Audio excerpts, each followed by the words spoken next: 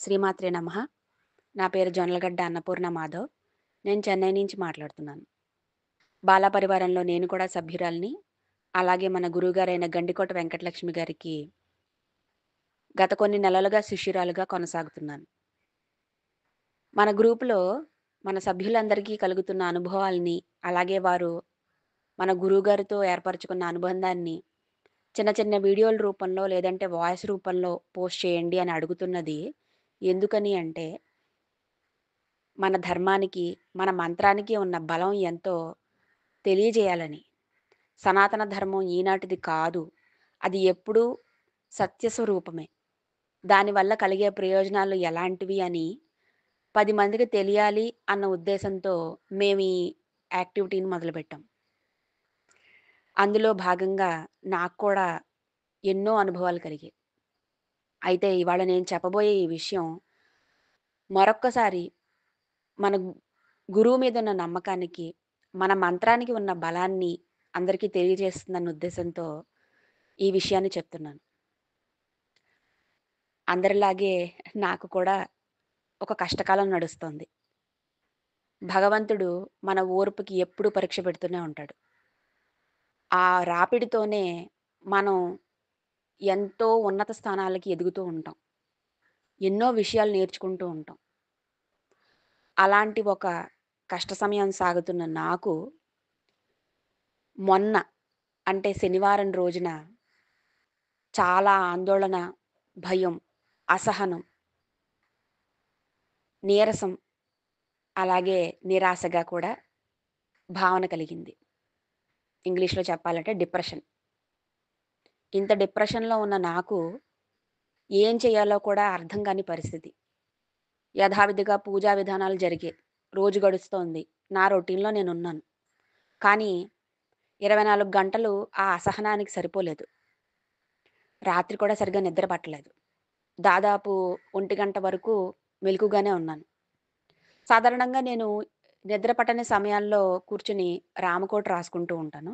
అయితే ఆ రోజు నాకు లైట్ వేసుకొని రామకోట రాసుకునే పరిస్థితి కూడా లేదు. ఇంట్లో కొంచెం అందరూ అలసిపోయి పడుకున్నారు. అందుకని ఎవరికీ డిస్టర్బెన్స్‌గా ఉండకూడదని లైట్ వేసుకోలేదు. సరే అలాగే నామజపం చేసుకుంటూ ఉన్నాను. బాధ తీరట్లేదు.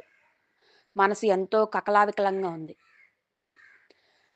అలాగే ఎప్పుడో 1 గంట వరకు సమయం జ్ఞాపకం ఉంది. ఆ తర్వాత నాకు ఈ నిద్ర ఎప్పుడు పట్టిందో తెలీదు. హ్మ్. చాలా సేపటి తర్వాత నాకు అది కలో అర్థం కాదు, నిజమో అర్థం కాదు. నేను ఉన్న చోటే కూర్చొని ఎంతో బాధగా ఉన్నాను. బాగా ఏడుస్తున్నాను కూడాను.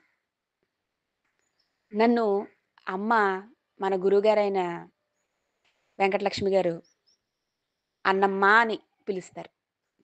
అది ఎంతో ఆప్యాయంగా ఉంటుంది. నా పేరు అన్నపూర్ణ. సహజంగా అందరూ పొరపాటు పడి అపర్ణ, అపర్ణ అని పిలుస్తూ ఉంటారు. ఇది నా కాలేజ్ సమయం నుంచి నడుస్తోంది. అది సహజం. అది పెద్ద కొత్త కాదు నాకు.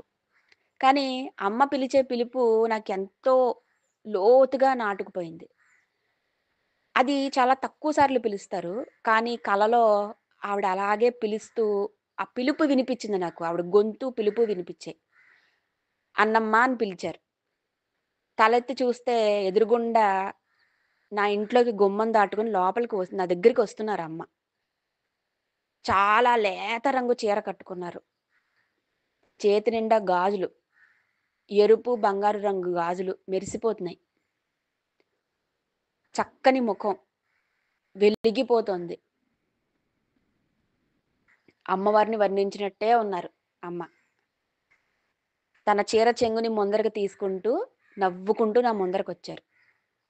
అధాటున లేచి, "ఎలా వచ్చారు? మిమ్మల్ని ఎవరు తీసుకొచ్చారు? ఇంత దూరం అసలు ఎలా వచ్చారు మీరు?" అని అడిగాను నేను. "నాకు రావడమో తెలుసు, వెళ్ళడమో తెలుసు" అన్నారు. నేనింకేం అడగలేదు. "కూర్చో" అన్నారు. అక్కడే నేల మీదే కూర్చున్నాం ఇద్దరం. నా చుట్టూరా ఏ గది అని గాని, ఏ ప్రాంతం అని గాని నాకు తెలియట్లేదు. కేవలం మేమిద్దరమే ఉన్నాం. అంతా చీకటి. కానీ నాకు కలలో నేను కనిపిస్తున్నాను. నా ఎదురుగా నా గురువు కనిపిస్తున్నారు. "ఎందుకు బాధపడుతున్నావు?" అని అడిగారు. నేను ఎంతో చనువుగా నా తల్లితో మాట్లాడినట్టే మాట్లాడాను. మీరు అని కాదు, ఏకవచనమే ఉపయోగించాను. "నీకు తెలీదా?" అన్నాను. "తెలిసే కదా వచ్చాను" అన్నారు. నవ్వుతూనే. ఆ సంభాషణంతా నవ్వుతూనే సాగింది. "నీకు చెప్పాను కదా! కొంతకాలమే అని. ఓర్పు వహించమన్నాను కదా! ఇవాళెందుకంత బాధపడుతున్నావు? నీకు ఏ విషయం తెలీదని నేను కొత్తగా చెప్పాలి" అని మాట్లాడుతున్నారావిడ. అయితే ఆవిడని చూసి వెక్కి వెక్కి చిన్న పిల్లలాగా ఏడుస్తున్నాను నేను. ఆవిడకి దగ్గర తీసుకొని, నా చేతులు పట్టుకుని, భుజాలు తడుతూ, నాకు ఎంతో స్వాంతన కలిగిస్తున్నారు. ధైర్యం చెప్తున్నారు. అయితే ఆవిడ అంత చీకట్లో నా దగ్గరికి వచ్చినందుకు అంతే చనువుతోటి, కోపంగా ఆవిడ నన్ను చూస్తూ నవ్వుతుంటే, "అదిగో నన్ను చూసి నువ్వు వెటకారంగా నవ్వుతున్నావు. నాకు తెలుసు నువ్వు అందుకే వచ్చావు. నువ్వు కూడా నన్ను హేళన చేయడానికే వచ్చావు" అనేసి ఆవిడతో నేను దెబ్బలాడుతున్నాను. దెబ్బలాడుతుంటే ఆవిడ అన్నారు, "ఇప్పుడు కూడా నాతో దెబ్బలాడుతున్నావా?" అని అడిగారు నన్నావిడ. అడిగితే నేను ఆవిడని చూసి ఇంకా బాధ అధికమైపోతోంది నాకు. అంటే నిజంగా చెప్పాలంటే వెక్కి వెక్కి ఏడుస్తున్నాననమాట. ఏడుస్తుంటే, "నేను పిలిచానా నిన్ను? నేను రమ్మన్నానా నిన్ను?" అని అడుగుతున్నాను ఆవిడని. గద్దిస్తున్నాను. అయితే ఆవిడ వెంటనే, "నాకు తప్పుతుందా?" అన్నారు. అంటే నిజానికి ఓ గురువు, శిష్యుడు మాట్లాడుకుంటే అది మానవ రూపంలో ఇవి సాధ్యాసాధ్యాలు కాదు. ఆ మాటలు కూడా మామూలుగా లేవు. అలా మాట్లాడుతున్న నాకు ఒక్కసారిగా కల చెదిరిపోయింది. లేచి టైం చూస్తే 5:30. నా కల ఎప్పుడు ప్రారంభమైందనేది నాకు తెలీదు గానీ, మెలుకువ వచ్చిన తర్వాత మాత్రం సమయం 5:30. సరే ఇంకెలాగూ తెల్లవారిపోయింది. నేను లేచి నా రొటీన్‌లో పడాలి అని చెప్పి నేను ఎక్కువ ఆలోచించకుండా నా పనిలో నేను పడిపోయాను. కానీ ఆదివారం ఉదయం నుంచి నాకు మనసు ఎంతో తేలిక పడిపోయింది. అంటే నేను శనివారం అర్ధరాత్రి వరకు పడ్డ బాధ అంతా పోయింది. మనసు ఎంతో తేలికగా నేను పదే పదే ఆవిడ రూపమే నాకు మనసులో మెదులుతూ సంతోషాన్ని కలిగిస్తుంది. యథావిధిగా పూజ దగ్గర కూర్చున్నప్పుడు నాకు పూర్తిగా విషయం అర్థమైంది. కనిపించింది అమ్మవారు. గురువు రూపంలో కనిపించింది. గురుస్వరూపంలో ఆవిడ నాకు కలలో కనిపించి నన్ను నాకున్న బాధని తొలగించి స్వాంతన పరిచింది. ఇది గురు సందర్శనం.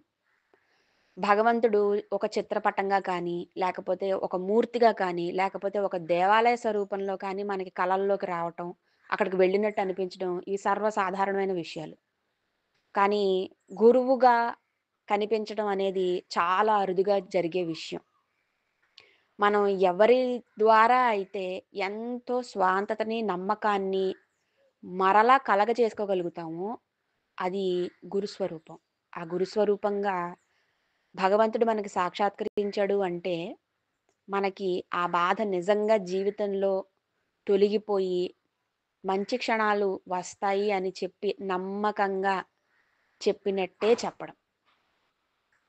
ఇది లీలా మాత్రం కాదు. అలా అని కల అని తేలిగ్గా తీసుకోలేను. కానీ నాకు కలిగిన స్వాంతన, ఏర్పడిన మళ్ళీ ధైర్యం, నేను తేలిక పడ్డ విధానాన్ని బట్టి ఇది మన గురువు పట్ల మనకున్న నమ్మకాన్ని, మనం చేసే ఆరాధన పట్ల ఉన్న భక్తికి మరొక తార్కాణం అని చెప్పి మీ అందరికీ తెలియజేయాలని నేను కూడా ఆడియో చేసి పెడుతున్నాను. శ్రీ గురుభ్యో నమః. శ్రీమాత్రే నమః.